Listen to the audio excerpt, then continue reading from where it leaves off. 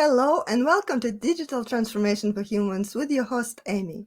In this podcast, we delve into how technology intersects with leadership, innovation, and most importantly, the human spirit. Each episode features visionary leaders who understand that at the heart of success is the human touch, nurturing a winning mindset, fostering emotional intelligence, and building resilient teams. Today, we'll talk about strategic digital transformation. Loek Berendsen from the Netherlands is our fantastic guest today. Welcome, Loek. Thank you, Amy. Thank you so much for having me on your show today.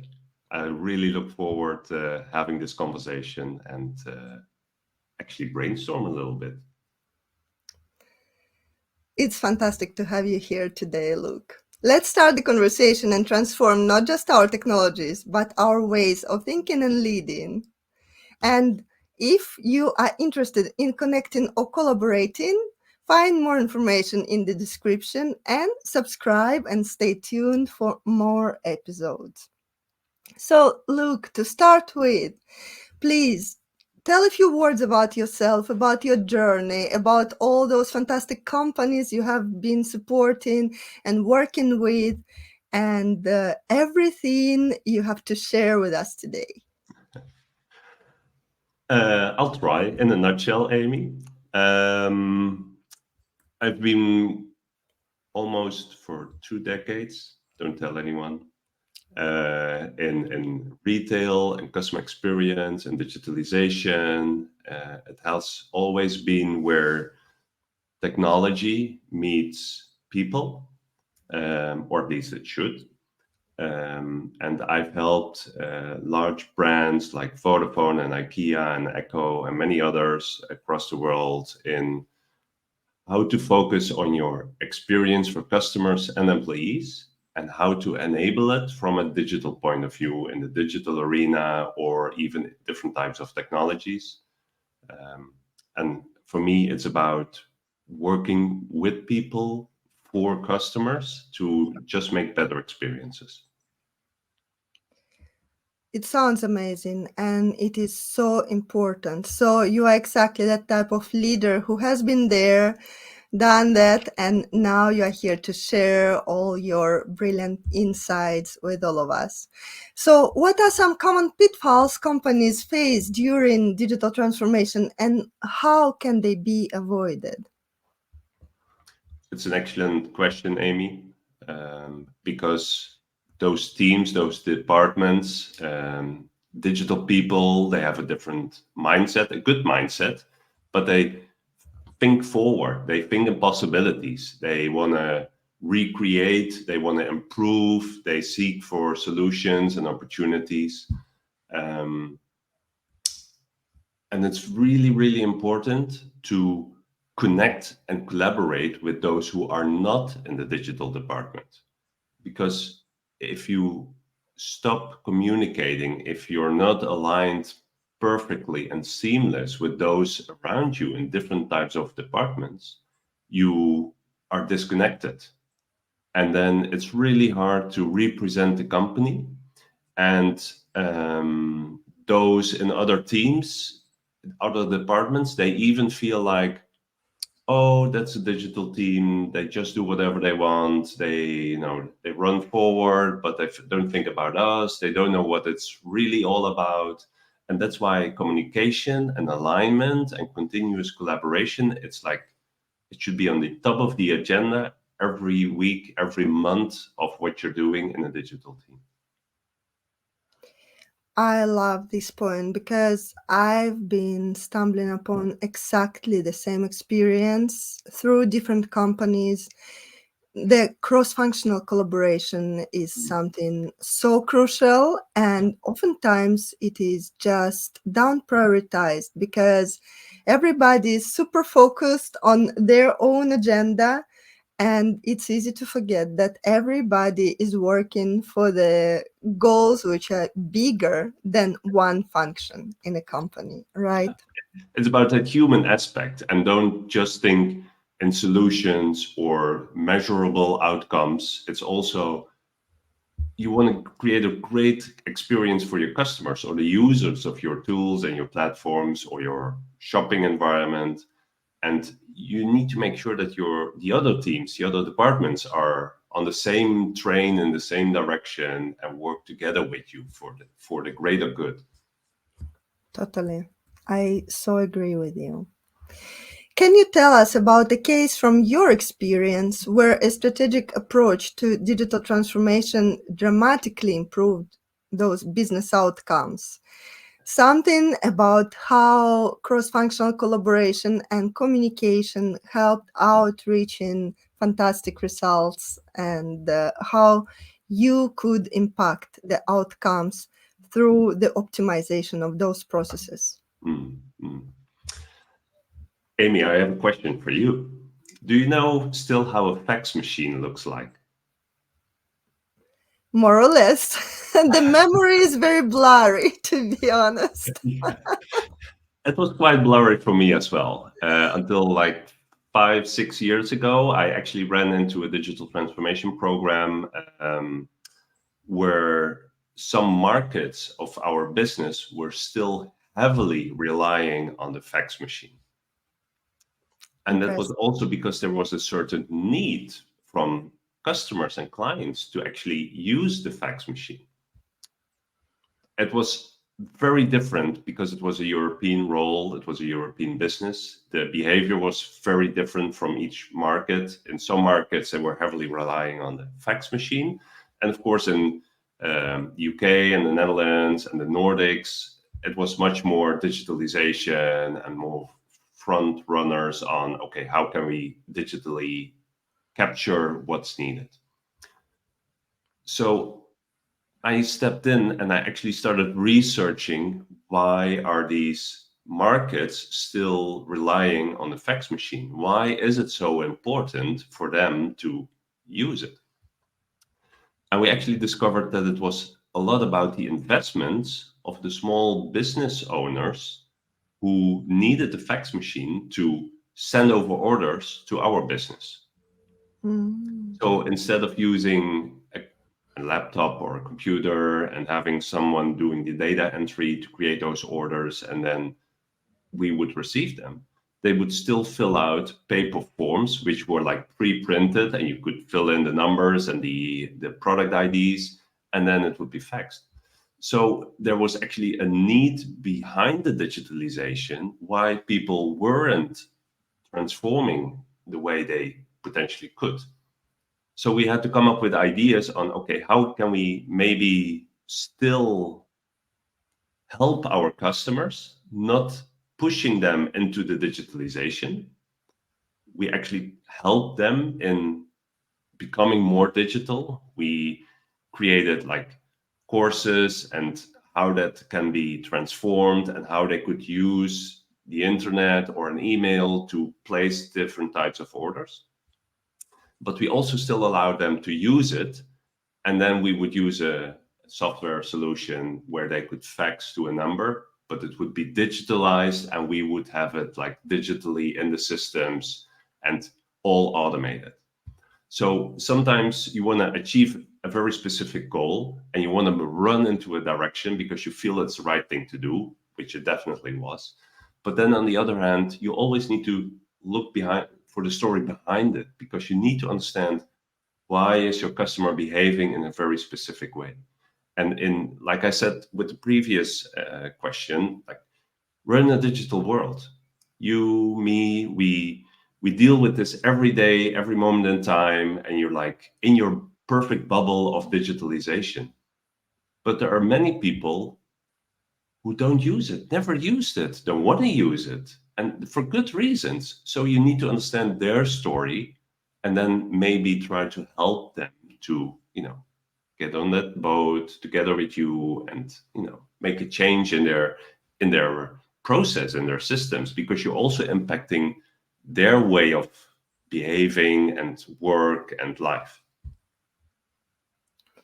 That's big, and that is one of those make it or break it Mm. points where the change and transformation really happens. But so often I have seen that digital transformation was more about the technical part, about the logical part, and the human factor was left behind. All those whys of the people who were part of this ecosystem, they were almost neglected. And Mm, of course, then you get such a level of resistance that it's mm. difficult to implement new processes, new technologies, and new solutions. So I have seen that as well, and it's amazing that you mention it because it is really important.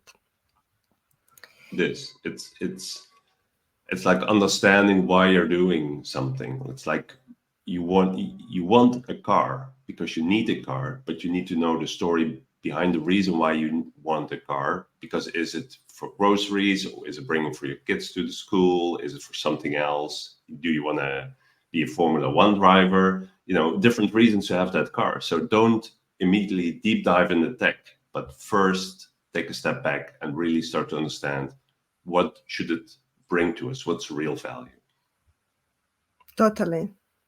But how do you prioritize investments in technology to ensure the best return in terms of customer satisfaction and business growth? Tell a little bit about that part because it is so important. And today, when AI is booming and there are so many powerful technologies on the market, and at the same time, the horizon of what is easy to predict is so much shorter than it's been before.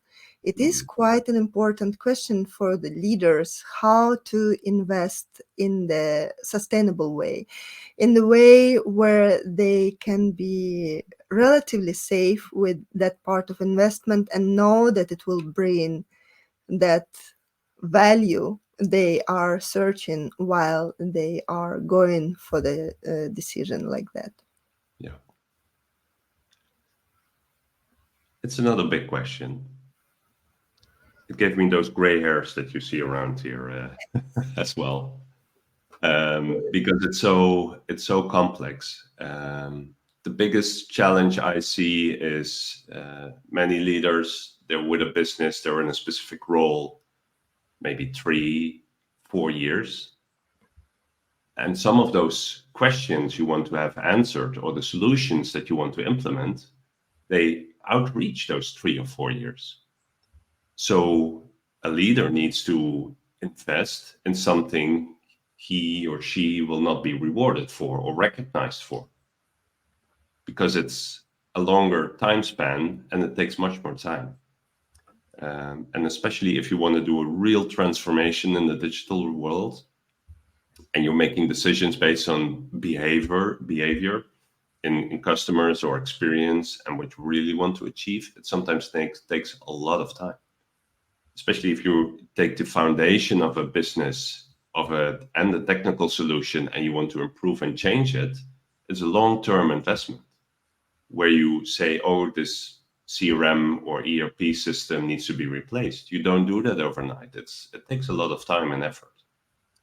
And making those decisions, like what tool, what solution, what technology do we need, um, it should be based on who do we want to be for the outside world? Who do we want to be for our colleagues?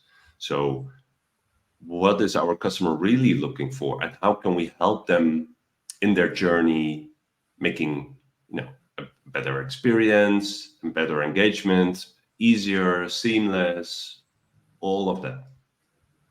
So, if you talk about prioritizing those investments, it's like understanding your customers, it's understanding your colleagues, and then start making subsets of what's needed and how to get there and how to move forward. And it takes time.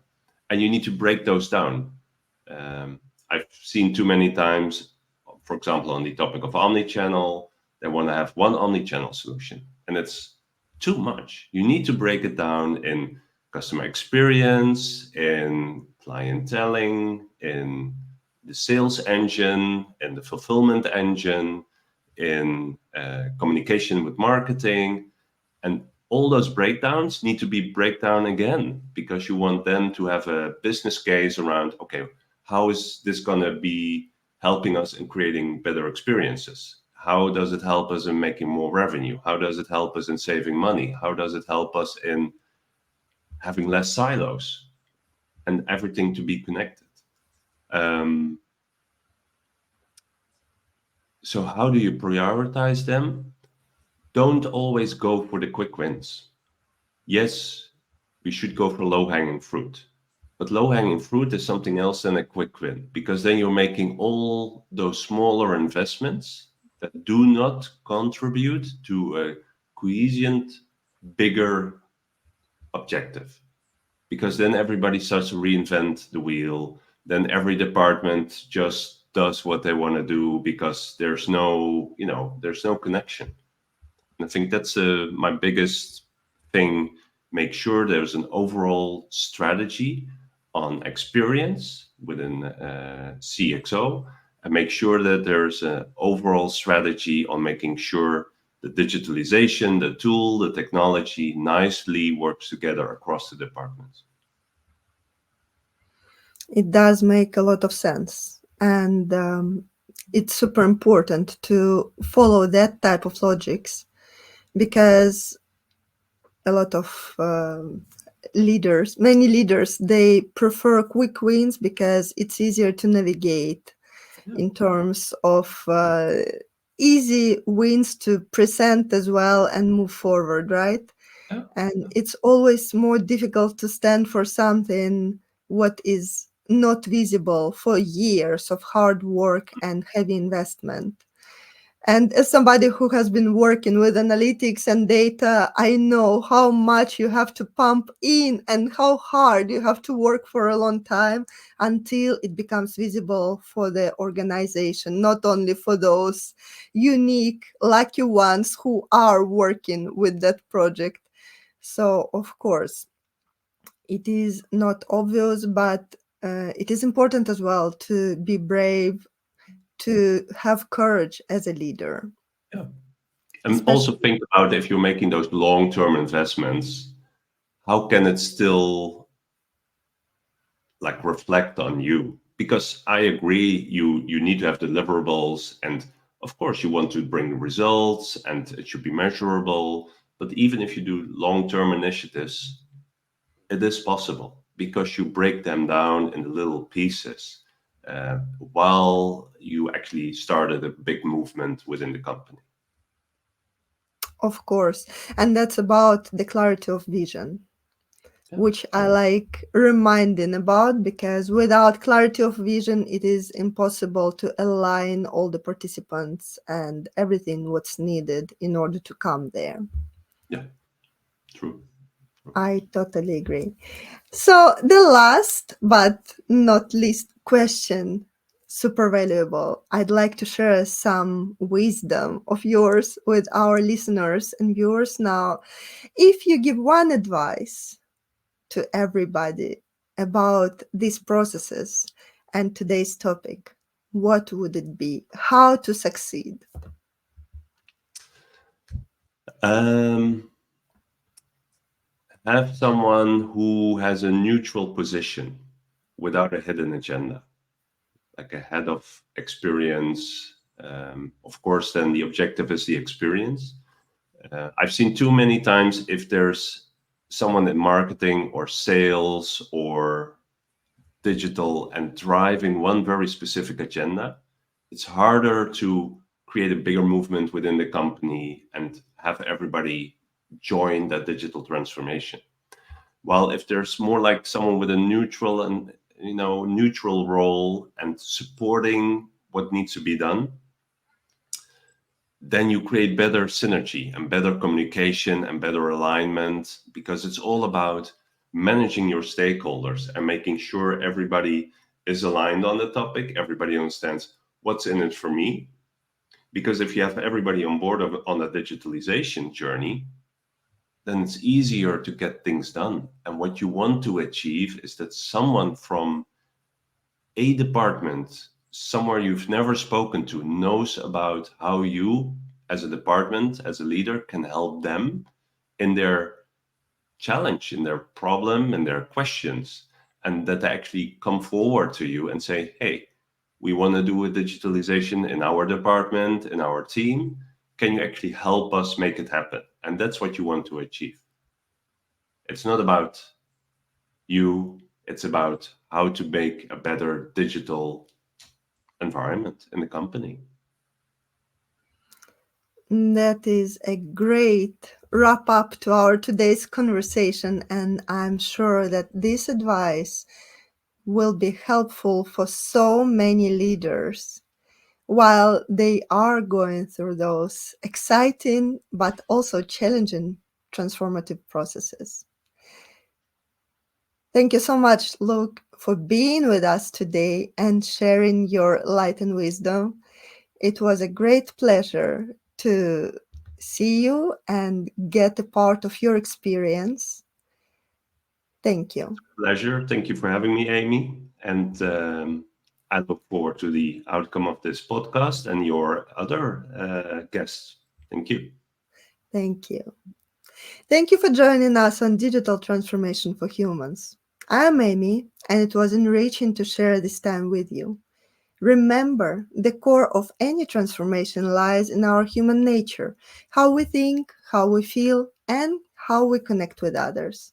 It is about enhancing our emotional intelligence, embracing a winning mindset, and leading with empathy and insight.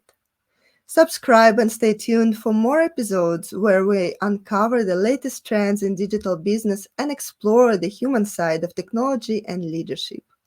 Until next time, keep nurturing your mind, fostering your connections, and leading with heart.